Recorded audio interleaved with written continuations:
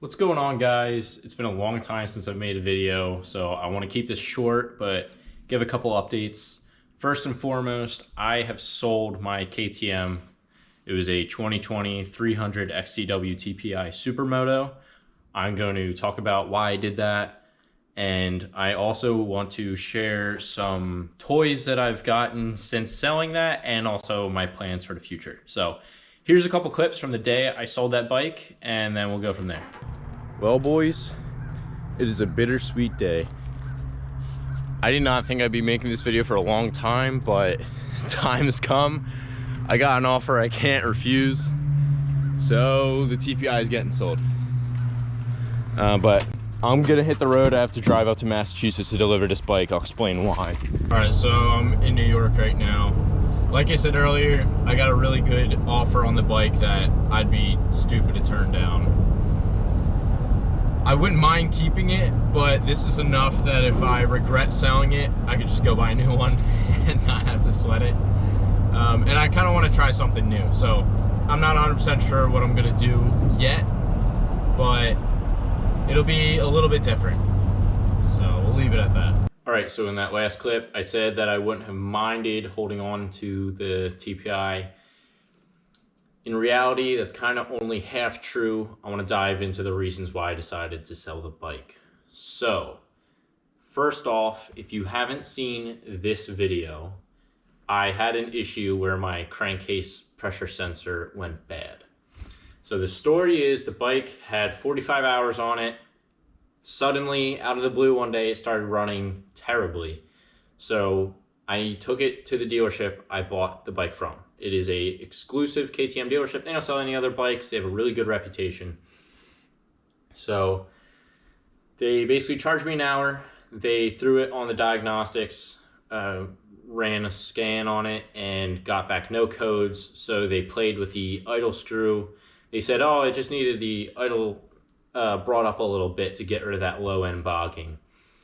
Charged me 120 bucks, 110 bucks, whatever it was, and gave me the bike back. The next day, I took it right back because it didn't fix anything. The bike was running terribly. It was bogging like crazy. So I thankfully didn't get charged again, but the exact same thing happened. They ran a scan on the bike, found nothing, played with the idle screw, handed it back to me and said, to us, this is running as it should. And I knew from riding it the last 45 hours that this was nowhere near how it should be performing.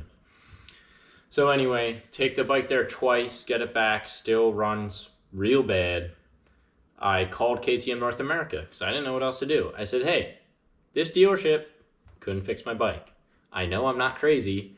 Do you have anywhere you can point me as to a fix I can try? Because at this point, I am done paying for somebody to turn my idle screw. And they told me to take it right back to that dealership, which I was not about to do. So I started looking at forum posts. I started looking through the Facebook groups I was in. And that's what eventually led me to realize that, yes, this was a CCPS issue. I did the swap. You can watch that video if you want to see that whole process in the before and after. While all of that was going on, I was seeing the other issues people were having. And these are things that if I had seen, I probably wouldn't have bought the bike in the first place. Oil pumps going bad at like 5 hours. Guys having scored cylinders within 15 hours because of oil starvation for who knows what reason. Crazy things. And a lot of people had the exact same problems I did with the CCPS, except instead of swapping the two sensors, a lot of guys were jumping straight to getting the TSP kit, getting the reflash, getting the Athena ECU, and spending $1,000 just to get their bike to run right. Not even necessarily to improve its performance, just to get it where it belongs. And the recurring theme in all of these cases was, if you are outside of that 30-day KTM warranty, they will not lift a finger for you, no matter what it is. If it's 31 days, your oil pump decides to fry and you ruin your engine, like, that's on you. They do not care at all. Which, you know, they make it obvious when you buy the bike, hey, this is a competition bike, 30-day warranty, and that's it. Fair enough.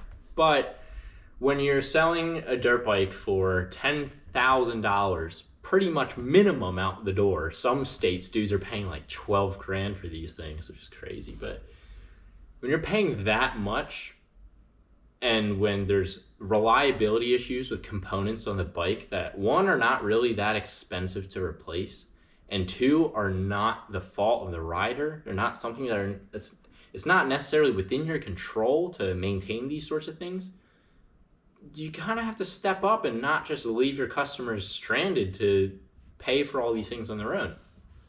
CCPS is a prime example. There have been so many cases, I am baffled that there hasn't been a recall for these things. Oil pumps going bad, zero excuse. I think the manual says like 80 hours you're supposed to replace it. If your bike doesn't have 80 hours on it and your oil pump goes bad, I don't see how that's anything that could fall back on the owner of the bike. And now I guess for competition riding, you know, you're abusing these bikes a lot and anything can happen. But for me personally, I just couldn't live with that idea in the back of my head that if anything goes wrong, anything that's not my fault, doesn't matter what it is, I'm basically screwed. KTM won't lift a finger. Not to mention, dealership obviously has no clue what they're doing. So that was it. I had to sell the bike. I can no longer recommend the bikes because there are too many common reliability problems. Haven't fixed the CCPSs, oil pumps go bad. What else? The leaking power valve covers from the factory, that is complete nonsense. The exhaust flange leaks, which I don't even understand. The rear swing arm guard, the plastic guard between the swing arm and the tire, the abrasion there just from riding the bike, dudes are cracking the PDS mount, which is insane. How do they, like, dudes are welding nickels, like gluing nickels to that little extrusion. KTM must know what's going on. Why can't they just make it a little thicker? I don't know. It's crazy that they're shipping these bikes with so many design flaws. So I stopped recommending them.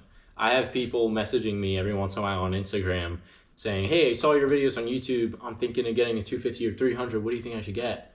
And the first thing I tell them is, whatever you decide, don't buy a TPI. Get an older KTM. Those are great bikes. Get any carbed two-stroke.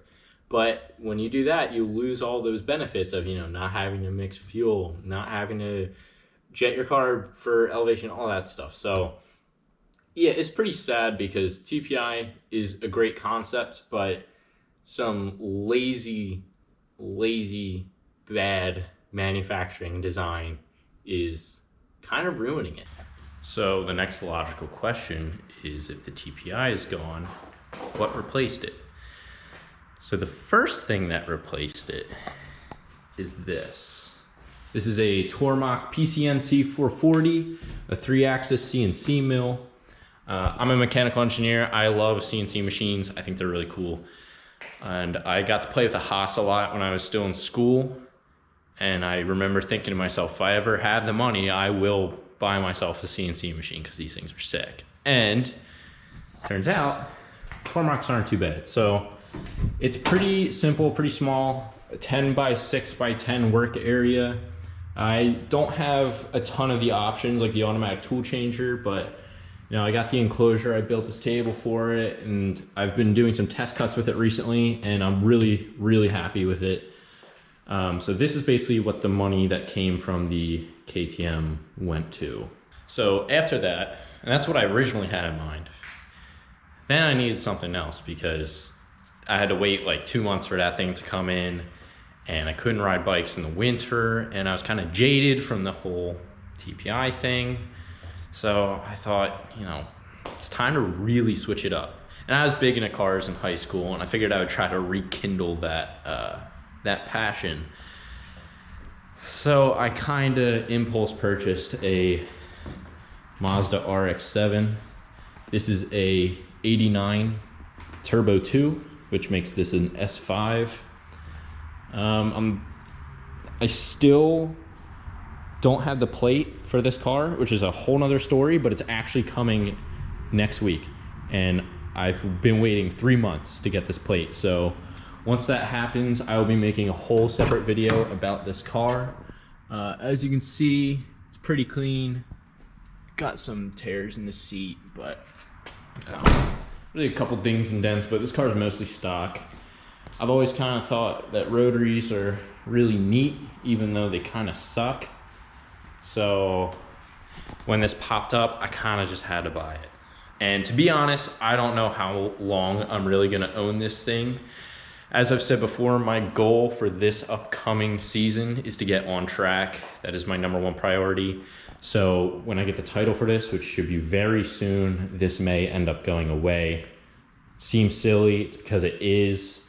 If I had a time machine, I would not have bought this, but it's here. It is pretty cool.